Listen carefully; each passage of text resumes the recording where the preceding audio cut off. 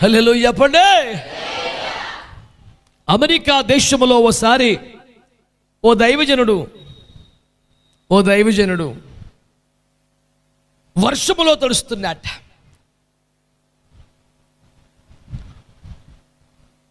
ఒక వ్యక్తి గొడుగులో వెళ్తుంటే, అయ్యా వర్షంగా ఉంది కదా, మీ గొడుగులో అక్కడ దాకా వస్తాను, మీ పక్కన నిలబడతాను, కొంచెం తడవకుండా నా తల మీ గొడుగు కింద ఉండే ఛాన్స్ ఇవ్వండి బాబు అని అడిగితే చాలా జాలిపడి సర్లే బాబు రా అన్నాడట. రానగానే గొడ్లోకి దూరి, మీరు యేసుప్రభు నమ్ముకున్నారా? యేసుప్రభు గొప్ప దేవుడు, నీ కొరకు ప్రాణం ఇచ్చాడంటే. ఈడెవడంటే డిఎల్ ముళ్ళే తగిలాడు అన్నాడట. ఆయన అన్నాడంట, సార్ నేనే సార్ డిఎల్ ముడి అన్నాడట.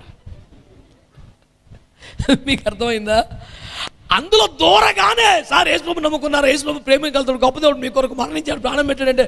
ఎవడా పొద్దున్న డిఎల్ ముళ్ళే తగిలాడంటే, సార్ నేనే సార్ డిఎల్ ముడి అన్నాడట. అంటే డిఎల్ ముడి ఎవరో తెలియదు కానీ ఆయన గుణం ఆ దేశం అంతా. ఎప్పుడు పడితే అప్పుడు ఏలపల్లి లేకుండా సువార్త చెప్తే ఎవడాడో డిఎల్ ముళ్ళే తగిలాడు అంటారు అన్నమాట.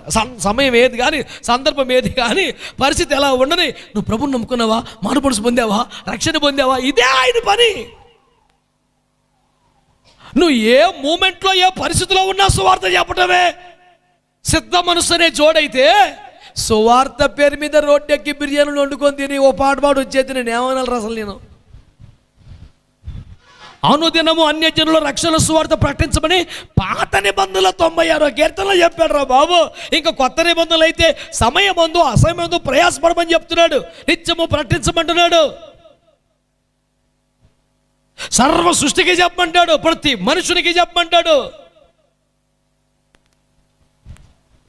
సమయము కొంచెమే కనుక చెలరేకపోతున్నాడు, మీకు స్పందన లేదే అంటారని కోపడుతున్నాడు. అగ్నిలో నుంచి లాగినట్టుగా కొన్ని ఆత్మలు సంపాదించండి రా బాబు అన్నాడు. నీకు ఇచ్చిన తలాన్ని వృద్ధి చేయకపోతే నువ్వు చెడ్డదోషులు అయిపోతావని హెచ్చరిక చేస్తున్నాడు. దుర్మార్గుడు తన దుర్మార్గతలో మరణిస్తే నాకు సంతోషం కలగదు. వాడు మరణిస్తాడు కానీ వాడికి ఆ మాట చెప్పనందుకు వాడి ప్రాణం గురించి నీ ప్రాణమును విచారణ చేయదును అని హెచ్కేల్లో మాట్లాడాడు. చెప్పాలిగా. సువార్త చెప్పాలనే సిద్ధ మనస్సు జోడు. సిద్ధ మనస్సు, సువార్త జోడు కాదు, సువార్త ప్రకటించాలనే సిద్ధ మనస్సు జోడు. నీకు సువార్త అంటే గౌరవమే, నిన్ను కలిపితే చెప్తాను, నన్ను కెలికితే ఎరగదీసేస్తాను, అది అది అది జోడు కాదు. నీకు చెప్పులు లేవు, నీ పని ఇంకా శరణమే రోడ్డు మీద.